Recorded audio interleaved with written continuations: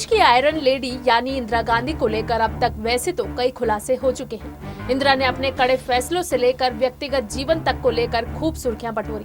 इंदिरा की पहचान एक सख्त मिजाज प्रशासक के तौर पर बनी, लेकिन बहुत से लोगों को उनका यही व्यक्तित्व और अंदाज खूब पसंद आता था।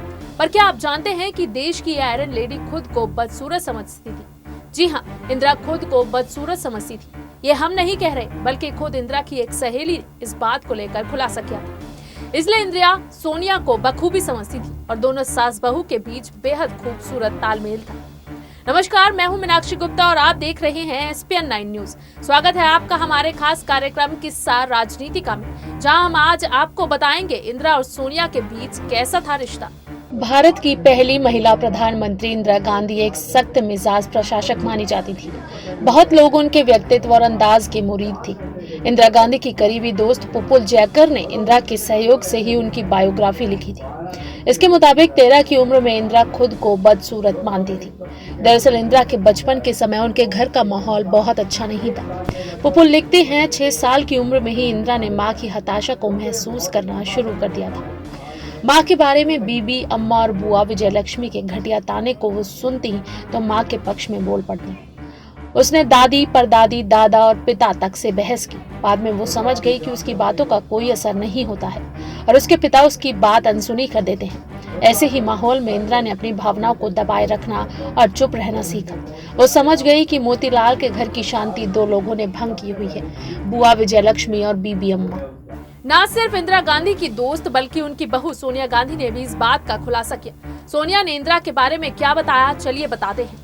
1965 में जब उन्हें मेरे और राजीव के बारे में पता चला तो उन्होंने मुझे बुलाया। मैं नर्वस और बहुत घबराई हुई थी, लेकिन वो बिल्कुल नॉर्मल थी। मुझे इंग्लिश नहीं आती थी अच्छे से, इसलिए वो मुझसे फ्रेंच में बात करने लगी। तब वो प्रधानमंत्री नहीं थी। उन्होंने मुझसे कहा था, घबराओ मत, मैं भी जवान थी और मुझे भी प्यार हुआ था, मैं समझती हूँ। सोनिया आगे कहती हैं कि मैं बिल्कुल अलग कल्चर से आई थी। भारत आने से पहले राजीव जी मेरे पापा से मिले थे।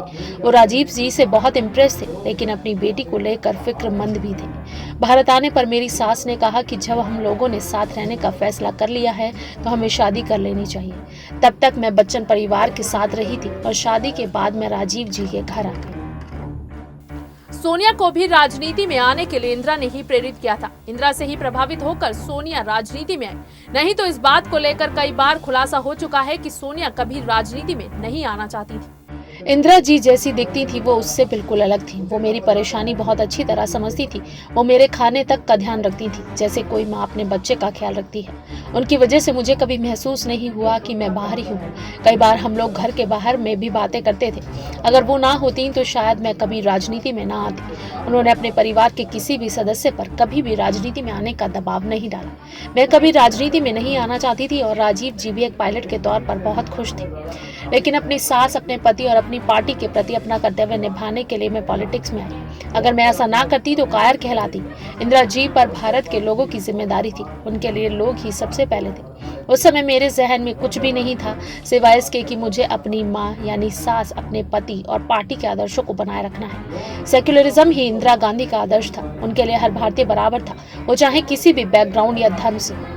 मैंने भी उन आदर्शों का पालन किया। मुझे नहीं पता कि आज के दौर में वो इमरजेंसी को किस नजरिए से देखती, लेकिन अगर उस समय वो इमरजेंसी से असहज ना हुई होती तो वो चुनाव ना करवाती।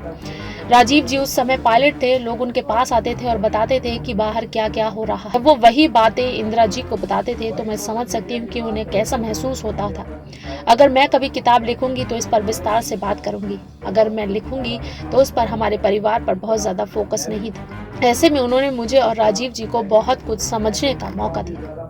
इंदिरा और पीएम नरेंद्र मोदी की तुलना पर क्या सोचती हैं सोनिया गांधी? मैं इससे सहमत नहीं हूं। जब इंदिरा जी को पार्टी अध्यक्ष बनाया गया था तब लोगों ने उनका मजाक उड़ाया था, उनका अपमान किया था, लेकिन वो उन सारी चीजों से उबर कर बाहर आए।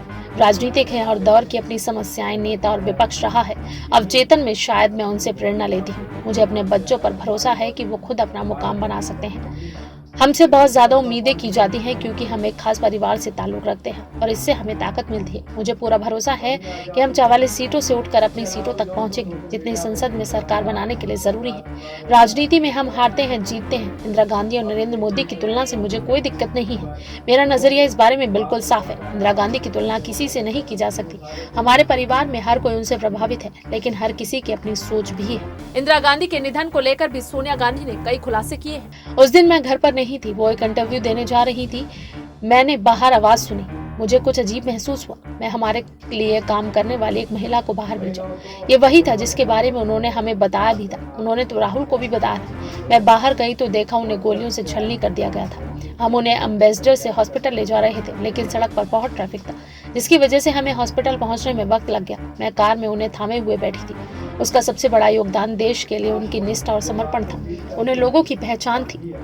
पूर्वी बंगाल के लोगों के लिए वो बहुत खुश थी। इससे पहले तक हमने वहाँ के लोगों के बारे में बेहद डरावनी कहानियां सुनी थी कि उनके साथ क्या क्या हो रहा था, लेकिन इंदिरा ने खुद को कभी माँ दुर्गा जैसा नहीं समझा। लोगों को उनकी तरफ देखना चाहिए कि कैसे एक महिला सिर्फ और सिर्फ अपने देश के लिए समर्पित रही।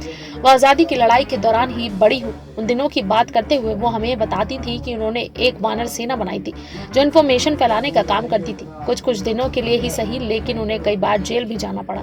उनका सेंस ऑफ ह्यूमर बड़ा अच्छा था। वो लिखती बहुत अच्छा थी। परिवार के हर सदस्य के लिए वो अक्सर लेटर लिखा करती थी। किस्सा राजनीति का में अगर आप किसी और किस्से के बारे में जानना चाहते हैं तो हमें कमेंट बॉक्स में जरूर बताएं, और अगर आपको हमारा ये वीडियो पसंद आया है तो इसे लाइक, शेयर एंड कमेंट जरूर करें। साथ ही साथ हमारे चैनल SPN9 न्यूज को भी जरूर सब्सक्राइब करें।